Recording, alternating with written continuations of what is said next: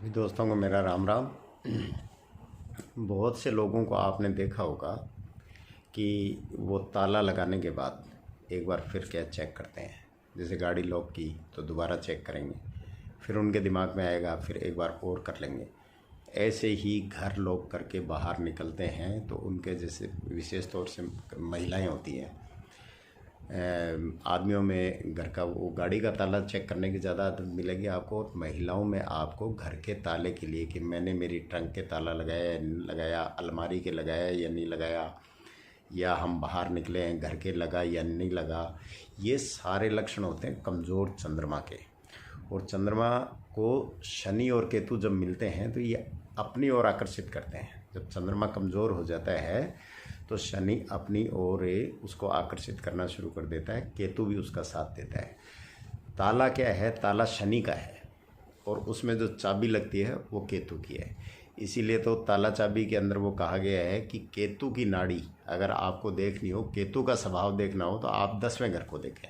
10वां घर शनि का है, तो बिना केतु के शनि का यानी किस्मत का, कर्मों का ताला नहीं खुलता।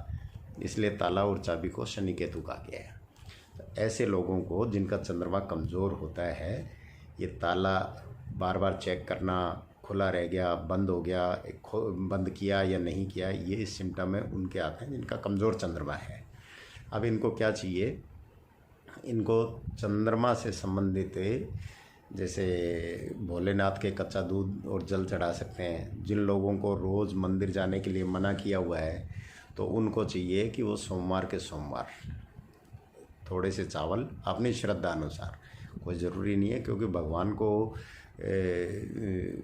आस्था चाहिए। उसको ये नहीं है कि बल्क में चाहिए, कि भगवान हमें देने वाला होता है, लेने वाला नहीं। तो हम आस्था लेके भले एक मुट्ठी चावल सफ़ेद कपड़े में अगर सोमवार के सोमवार दे के आते हैं तो इससे भी हमारा चंद्रमा मजबूत होगा। माता से चांदी की डिब्बी में या सफ़ेद कपड़े में चावल लेके, वो भी कोई उसकी क्वांटिटी नहीं होती।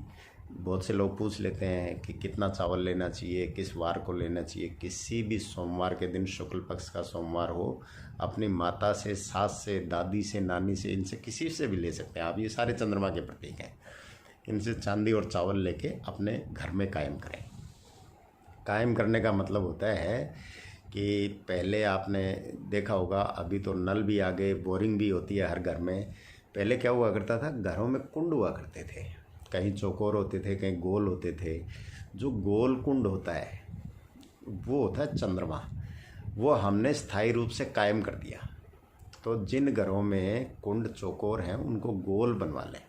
अगर गोल नहीं है, चौकोर है, तो उसमें चांदी का चौकोर टुकड़ा आप उसमें कुंड में डाल दें, तो उससे चंद्रमा को मंगल की सहायता मिल जाएगी, क्योंकि चौकोर आकार मंगल का होता है। और आपने ऊपर से जो ईंट पत्थर हैं वो चौकोर, उसका जो ढक्कन वगैरह है वो बना रखा है। हो सके तो गोल बनाएं, गोल नहीं बना सकते हैं तो चांदी का चौकोर टुकड़ा डाल दें। इसके बाद आप ऐसे लोगों को चाहिए कि मेडिटेशन ज़रूर करना चाहिए जिनका चंद्रमा कमज़ोर होता है, क्योंकि चंद्रमा से हमारा पूरा शरीर एक तरह से यूँ मान के चलो, आपकी 75% अगर शरीर में पानी है तो 75% भाग्य भी चंद्रमा ही चलाता है। बिना चंद्रमा के रहीमन पानी राखिए, बिन पानी सब सून, पानी गए न उभरे मोती मानस सून। तो मतलब जहाँ पानी नहीं है वहाँ कुछ नहीं, यानी चंद्रमा नहीं है तो आगे कुछ नहीं है। तो बृहस्पति, मेडिटेशन जो होता है बृहस्पति में आता है। ग्रह हमेशा कोई भी हम चीज़ स्थायी रूप से रखते हैं उसको कहते हैं कायम करना। जैसे गोलकुंड है वो कायम हो गई।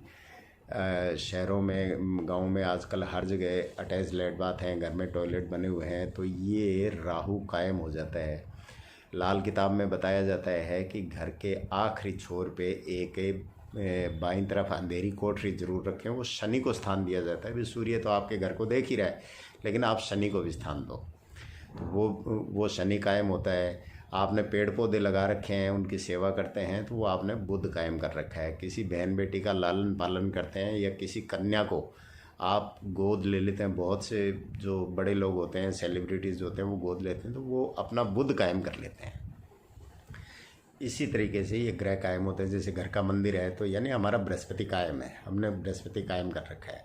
तो जो जो ग्रह कायम होता जाएगा, आप स्थान देते जाओगे, वो ग्रह आपको अपने प्रभाव अच्छे देता जाएगा, बशर्ते आपने उसका डायरेक्शन सही दे रखा है, उसके स्थान पे दे रखा है। अगर आप उसका स्थान न देके किसी दूसरे का स्थान देते हो तो वो ग्रह आपको अच्छा फल नहीं देगा, वो बुरा देगा। तो सबसे मुख्य जो प्लेनेट है वो चलता है मन से। मन अगर हमारा मजबूत है तो हम हर चीज़ को जीतने की ताकत रखते हैं। किसी की विल पावर स्ट्रॉन्ग है तो जिन लोगों की विल पावर स्ट्रॉन्ग होती है उनको ग्रह कुछ भी नहीं कहते दूसरे। क्यों? क्योंकि उनका चंद्रमा इतना मजबूत है कि वो अकेला चंद्रमा ही सब पे भारी पड़ता है। वो राहु को दबा देता है, वो शनि को भी दबा देता है, वो केतु को भी दबा देता है। जब चंद्रमा मजबूत होता है तो इसके पीछे जो ताकत होती है वो सूर्य, मंगल, बृहस्पति की होती है। जब भी चंद्रमा कमज़ोर होगा आप मान के चलें कि सूर्य, बृहस्पति और मंगल भी आपके कमज़ोर हैं, और ये कमज़ोर होंगे तो आपका केतु कमज़ोर होगा। तो चंद्रमा मजबूत होने का मतलब है कि श्रृंखला वाइज आपके ग्रह ठीक हैं। जिन लोगों का मजबूत मन होता है, विल पावर स्ट्रॉन्ग होती है, वो अपने विचारों को मन पे कभी हावी नहीं होने देते, और इसीलिए उनकी जीत होती है। तो कॉन्फिडेंस में जिन लोगों का ज़बरदस्त होता है उनको अन्य ग्रह के उपाय करने की ज़रूरत ही नहीं होती, वो चंद्रमा के सहारे ही सब कुछ कर जाते हैं। मन चंगा कठौती में गंगा। तो आपका मन जितना मजबूत होगा, यानी चंद्रमा जितना मजबूत होगा, तो मान के चलो कि आप 75% जो पानी हमारे शरीर में है, जो चंद्रमा है, उसको आपने कंप्लीट कायम कर रखा है और वो आपको कहीं हारने नहीं देगा। इसलिए आप भी ये उपाय करके देखें और ये प्रिकॉशन लेके देखें, ग्रहों को कायम करके देखें, आपको लाभ ज़रूर मिलेगा। नमस्कार, धन्यवाद।